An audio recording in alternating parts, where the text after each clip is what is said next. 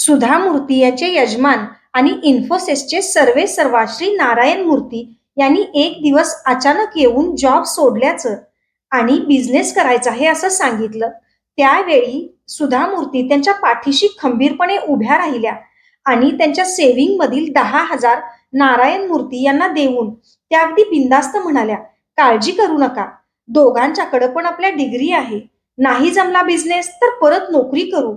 अशा प्रेमळ बायकोची भक्कम साथ आणि त्या 10,000चं आज इन्फोसिस सारखं उभारलेलं साम्राज्य. नमस्कार, मी अक्षरा पाटील. पुस्तक वाचन या युट्यूब चॅनलमध्ये आपणा सर्वांचं खूप मनापासून स्वागत. मित्रांनो, सुधा मूर्ती यांच्या अस्तित्व या कादंबरीचा 4थ्या भागाचं वाचन करीत आहोत. तत्पूर्वी चॅनलवर पहिल्यांदाच असाल किंवा चॅनल यापूर्वी सबस्क्राईब करायचं राहून गेलं असेल तर चॅनलला आधी सबस्क्राईब करा आणि कादंबरी वाचन कसं वाटलं ते कमेंट बॉक्समध्ये जरूर कळवा. भाग 4. रावसाहेब तेव्हा अजून रावसाहेब झालेले नव्हते. रेल्वेच्या माल विभागात कारकून म्हणून काम करीत होते. पगार फारच कमी होता. कुनिगल हे त्यांचे गाव. शिक्षणही फारसे झालेले नव्हते. फार फार तर मॅट्रिक पर्यंत शिकले असतील, पण त्यांची वृत्ती समाधानी होती.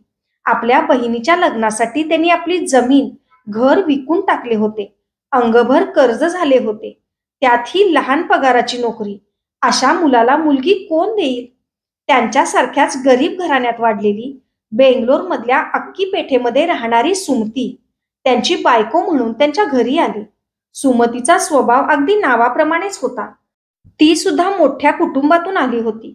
लग्न झाले तेव्हा रावसाहेब चिक्कवाणावर या गावात नोकरीला होते. लग्नानंतर 2 वर्षांनी नीरजा जन्मली.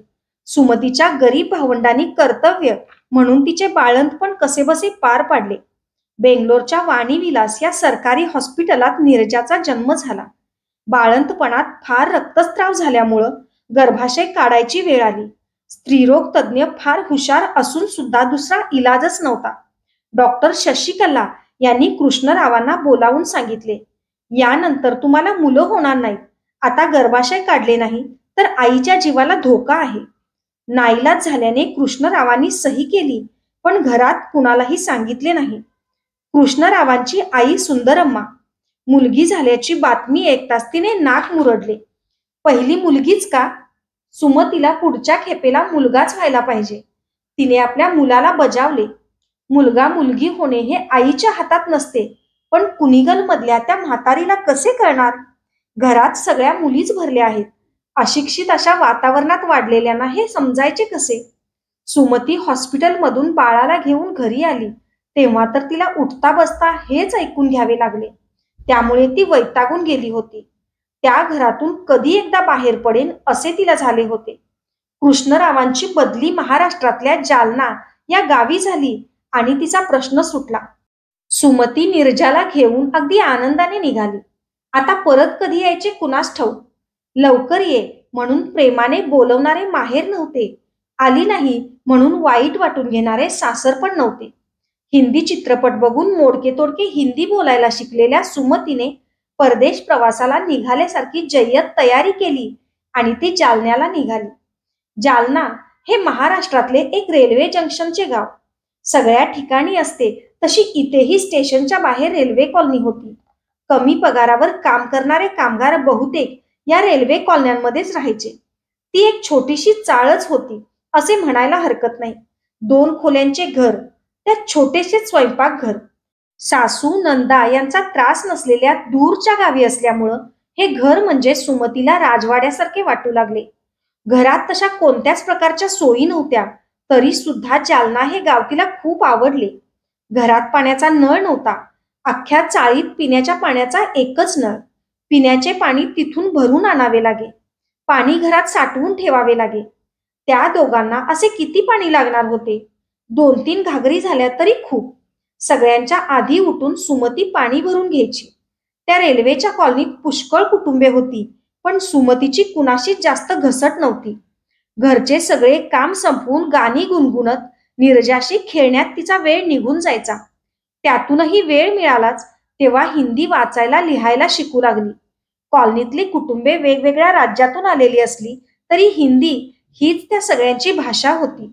कृष्णराव हे अत्यंत सभ्य आणि विश्वासू गृहस्थ. कष्टाळू स्वभावाचे, त्यामुळे कोणत्याही कामासाठी त्यांच्या साहेबांना कृष्णरावच हवे असत. त्यामुळे कृष्णरावांचे घरात असणे तसे कमीच. त्या दोघांनी कधी श्रीमंतीची स्वप्ने बघितली नाहीत. अत्यंत समाधानाने ते आपला संसार करीत होते. नीरजा मोठी होत होती. तिची पहिली पावले याच घरात पडू लागली. आता ती वर्षाची झाली होती. घरभर हिंडत होती. नशीब हे प्रत्येकाला वेगवेगळ्या रूपात भेटत असते. सुमतीला तिचे नशीब भेटले ते नळाच्या रूपात. एक दिवस काही कारणाने नळाला पाणी येईनासे झाले. पाण्यासाठी सगळ्यांचा गोंधळ सुरू झाला. रेल्वे कॉलनीच्या मागच्या बाजूला एका मध्यमवर्गीय श्रीमंतांचे घर होते. त्यांच्या घराच्या अंगणात एक हँडपंप असल्याचे सुमतीने बघितले होते. नीरूला बरोबर घेऊन बाजारात जाताना ती त्या घरासमोरून जात होती. सुमतीची त्यांच्याशी ओळख नव्हती, पण त्या घरात भरपूर माणसे असावीत असे दिसत होते. त्या घरात सरदारजीचे एक कुटुंब राहत होते. त्यांच्या घरात पाणी विचारावे तरी कसे? तिला भीड वाटत असली तरी तिने एका हातात घागर घेतली आणि दुसऱ्या हाताने नीरूला चालवत ती त्यांच्या घरी आली. त्या घराच्या फाटकाबाहेर सुमती थांबली.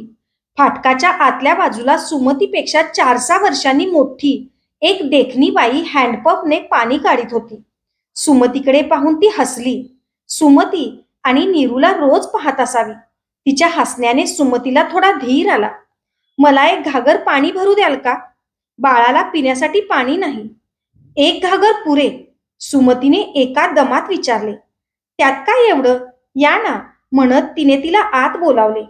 फाटक उघडल्याचा आवाज ऐकू आल्यानं गॅलरीतून म्हातारी डोकावली. कोण ग ते रुपिंदर? शेजारच्या रेल्वे कॉलनीतले आहेत. एक घागर पाणी पाहिजे म्हणे. त्या म्हातारीने पंजाबी भाषेत काय सांगितले ते सुमतीला कळाले नाही, पण रुपिंदरने हसत हसतच सुमतीला सांगितले, केव्हा पाहिजे तेव्हा पाणी घेऊन जा. नीरजा पाण्यात खेळत होती. तिने तिच्याकडे बघत विचारले, तुमची मुलगी काय? होय, मला एकच मुलगी आहे. तुम्हाला? दोन्ही मुलंच आहेत.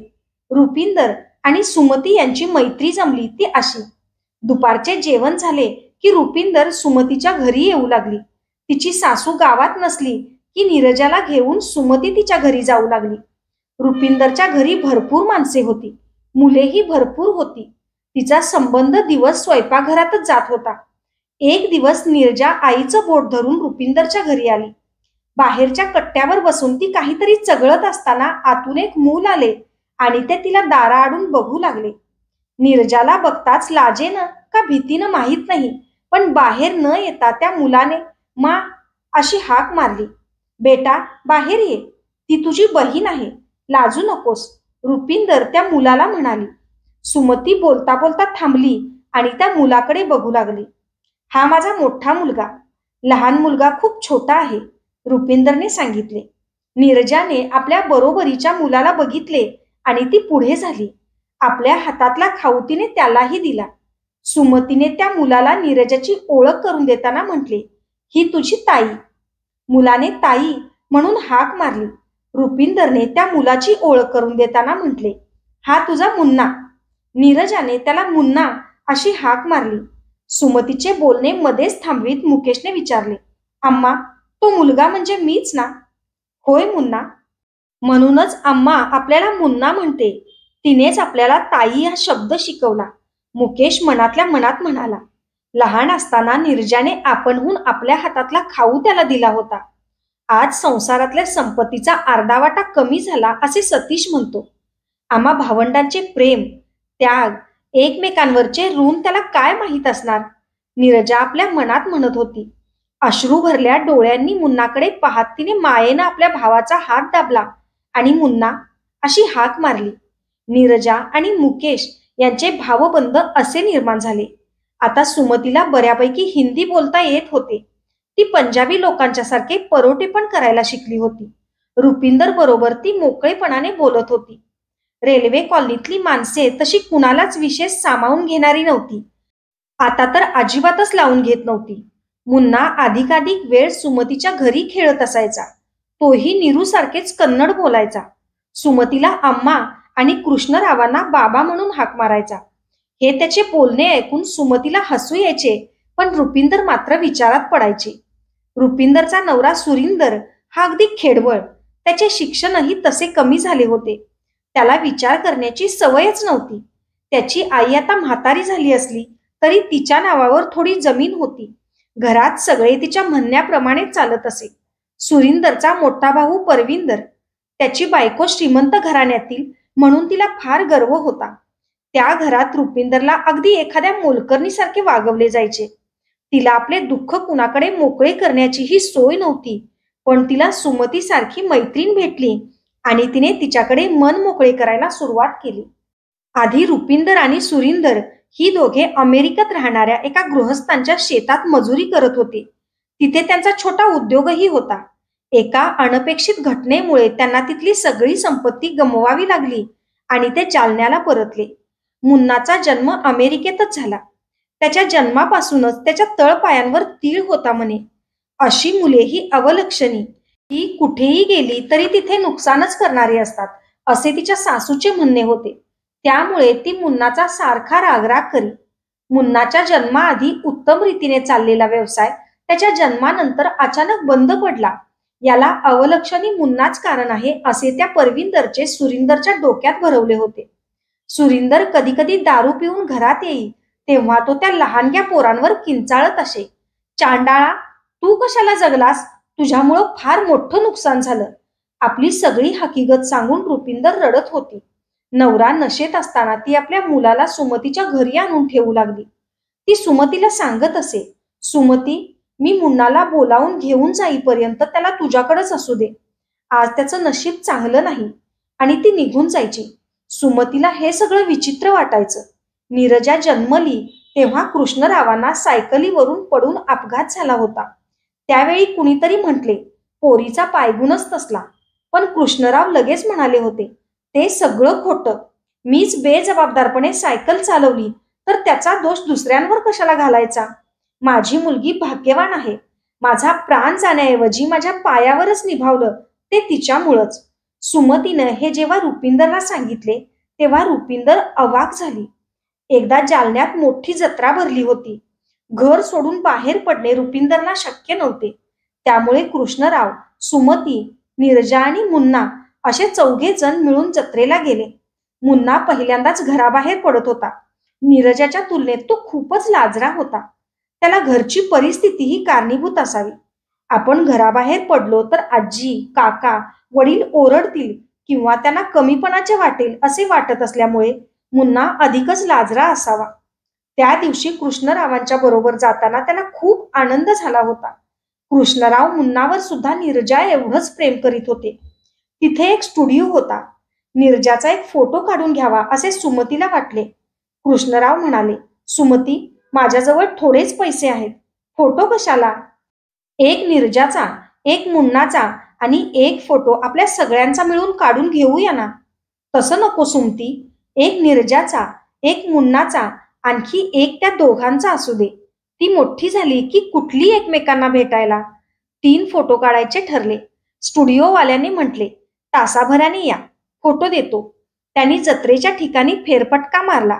मुलांना कृष्णरावांकडेच सोडून सुमती स्टुडिओत आली तेव्हा फोटोग्राफर त्या फोटो मागे आपल्या स्टुडिओचा शिक्का मारत होता. त्याच्यावर त्याने तारीखही घातली. सुमती म्हणाली, अरे बाबा, फोटो लवकर दे, जायची घाई आहे. शिक्क्यांची गरज नाही आता. नीरजा आणि मुन्ना यांच्या फोटोवर तारीख आणि शिक्का मारून झालेला होता. पण हाच शिक्का मुकेशच्या जीवनात एवढे वादळ उठवेल असे कुणालाच वाटले नव्हते. एक दिवस संध्याकाळी रुपिंदर खूप उदास दिसत होती. रडून रडून तिचे डोळे सुजले होते. घरातल्या अशा वातावरणात जगणे मोठे कठीण झाले होते. सुमतीने चटई अंथरली आणि तिला बसायला सांगितले. सुमती, आम्ही आणखी 15 दिवसात हे घर विकून अमृतसरला जाणार आहोत. का? तिथं भागीदारीत धंदा करायचा म्हणतात. परविंदर पण तयार आहे. तुझ्या सासूबाई काय म्हणतात? हे सगळं त्या म्हातारीचंच डोकं आहे. आपल्या वाट्याची सगळी संपत्ती द्यायला ती तयार आहे.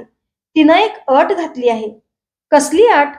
अमृतसरला जाताना मुन्नाला घेऊन जायचं नाही. त्याचा पायगुण चांगला नाही. धंदा बुडेल असं वाटतं तिला. सुरिंदर काय म्हणतो? आईचं म्हणणं ऐकणारा मुलगा तो. तसंच करायचं म्हणतोय. तिथं कुठं राहणार तुम्ही? खालच्या बाजूला दुकान, माडीवर घर असं सगळं ठरवूनच टाकलंय त्यांनी. रुपिंदर रडू लागली. सुमती तिच्या खांद्यावर हात ठेवीत म्हणाली, रुपिंदर, रडू नकोस. एक गाव सोडून दुसऱ्या गावाला जायचं म्हणजे फार कठीण असतं. या गावाच्या सवयी अंगात भिनलेल्या असतात.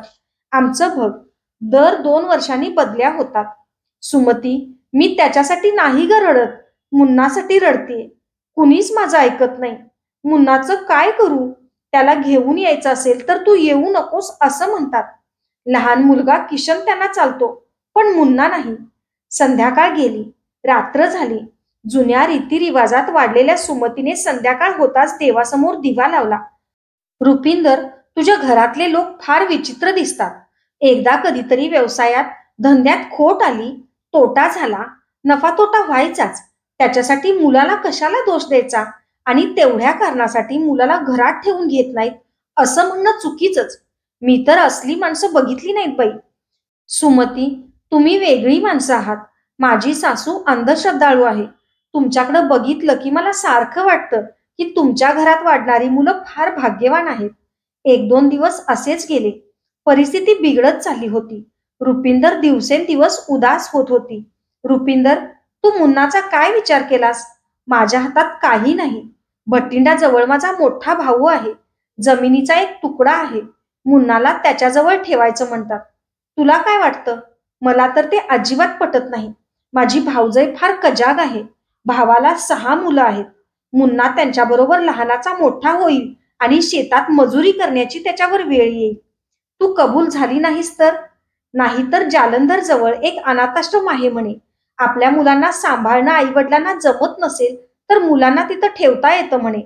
माझी जाऊ सासूबाईंना आणि सुरिंदरला सांगत होती. रुपिंदर जोर जोरात रडू लागली. तिला माहेर नव्हते. तिच्याजवळ पैसा नव्हता, शक्ती नव्हती, अधिकार नव्हता, नवऱ्याचे प्रेमही नव्हते. फक्त सुमतीचाच काय तो आधार होता. पण तेवढ्याने काय साध्य झाले असते? फाटक्या चटईवर मुन्ना आणि नीरू दोघे झोपले होते. रुपिंदरची घरी परतायची वेळ झाली. ती मुन्नाला उचलून घेऊन जाऊ लागली. सुमतीने तिला थांबवले. ती म्हणाली, असू दे ग, अजून किती दिवस आमच्या घरी राहणार आहे तो? आज त्याला नीरूबरोबर इथंच झोपू दे. रुपिंदर निघून गेली. रात्री जेवण झाल्यानंतर सुमतीने नवऱ्याकडे मनातला विषय काढला. ती म्हणाली, हे बघा, मला तरी यानंतर मूल होणार नाही. नीरू एकटीच राहिली तर ती पुढे स्वार्थी होईल. त्याला काय करू शकतो आपण? परिस्थितीच तशी आहे.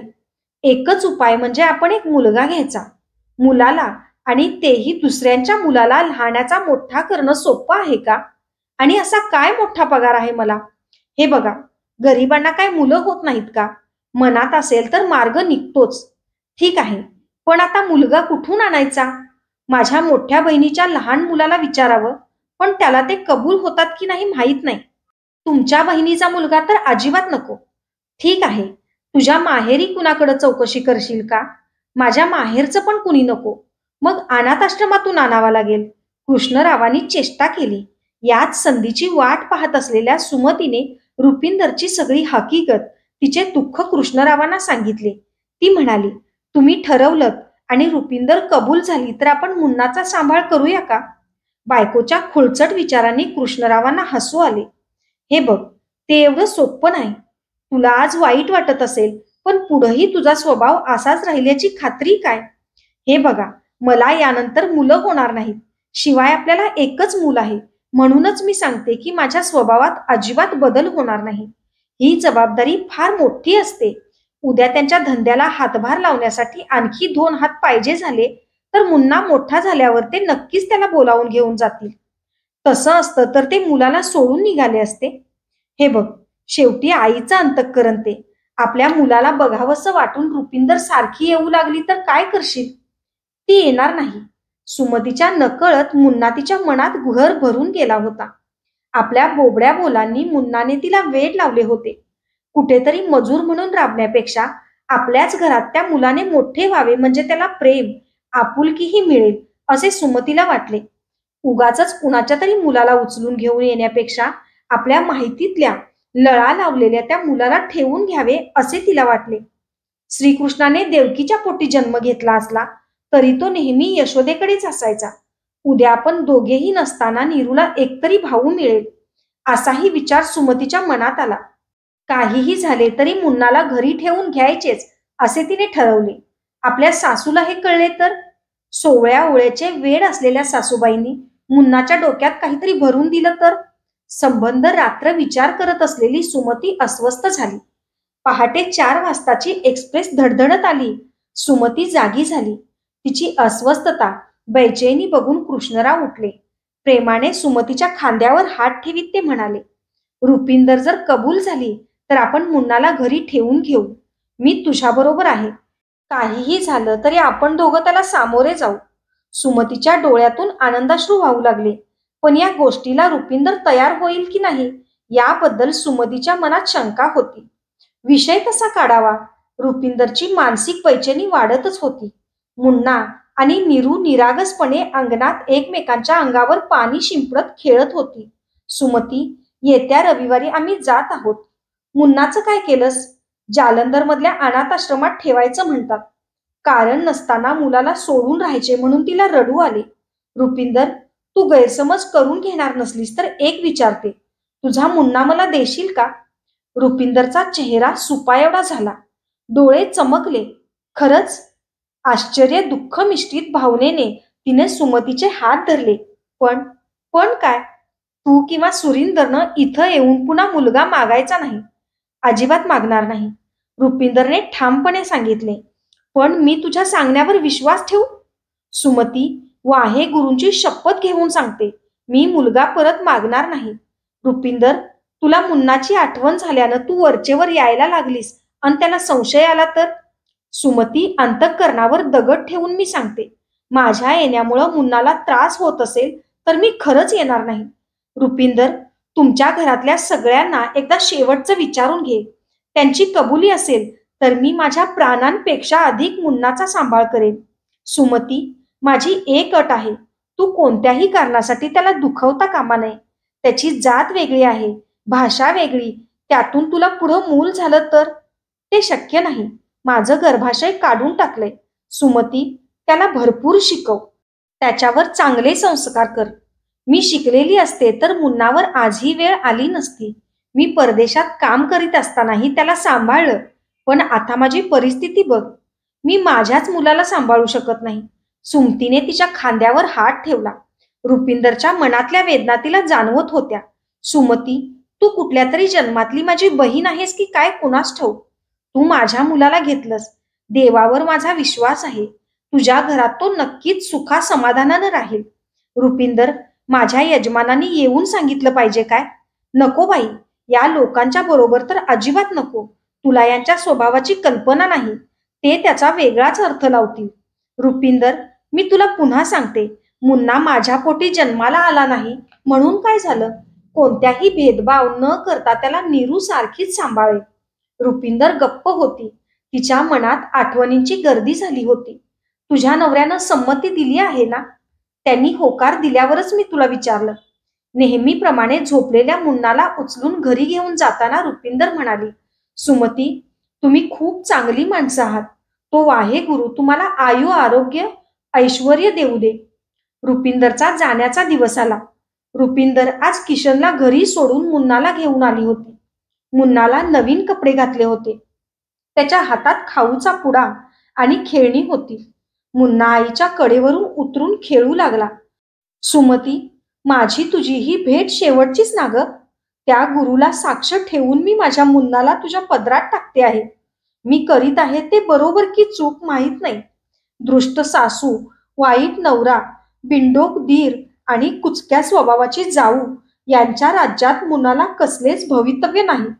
तुझ्या घरी तो सुखानं वाढू दे. रुपिंदरने आपल्या गळ्यातली साखळी आणि पदक काढले आणि ते मुन्नाच्या गळ्यात घातले. सुमती, हे माझ्या आईनं मरताना मला दिलं होतं. इतकी वर्ष मी राबले, पण ही एवढीच माझी कमाई. ती मी मुन्नाला देते. त्याच्याबरोबर राहण्याचं माझ्या नशिबात नाही. साखळीच्या रूपात तरी मी त्याच्याबरोबर राहते. रुपिंदर, मुन्नाची जन्मतारीख किती? 1 जानेवारी 1968.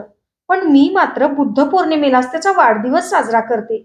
त्या दिवशी गुरुनं त्याला मोठ्या अपघातातून वाचवलं. सुमती, तू दर बुद्ध पौर्णिमेला न विसरता गरिबांना काहीतरी दान कर. त्याचा वाढदिवस साजरा कर. डोळे पुसत मागे वळून न पाहता रुपिंदर निघून गेली. सुमतीचे सगळे सांगून संपले तेव्हा मध्यरात्र उलटून गेली होती. मनाने ती 25 वर्ष मागे गेली होती. सुमती एकदम थकल्यासारखी दिसू लागली. तिने आतापर्यंत जपून ठेवलेले गुपित उघडे पडले होते. मुन्ना, देवाची शपथ घेऊन सांगते, आज मी सगळं खरं ते सांगितले. तुझ्यापासून लपवून ठेवण्यासारखं काहीही नाही.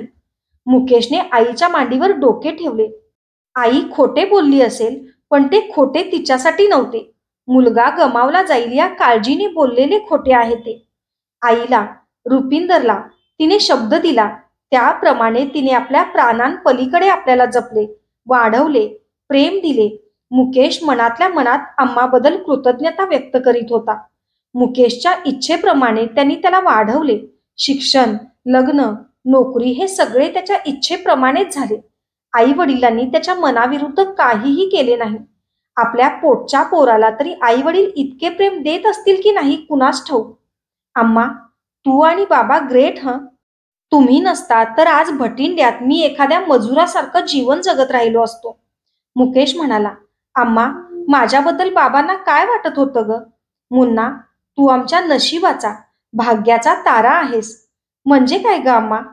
धन्यवाद. अशाच नवनवीन आणि विविध विषयांवरच्या कथा, कविता आणि पुस्तकांसाठी पुस्तक वाचन बाय अक्षरा पाटील हे चॅनल सबस्क्राईब करा आणि कादंबरी वाचन कसं वाटलं ते कमेंट बॉक्समध्ये कमेंट करून जरूर जरूर कळवा. थँक्यू.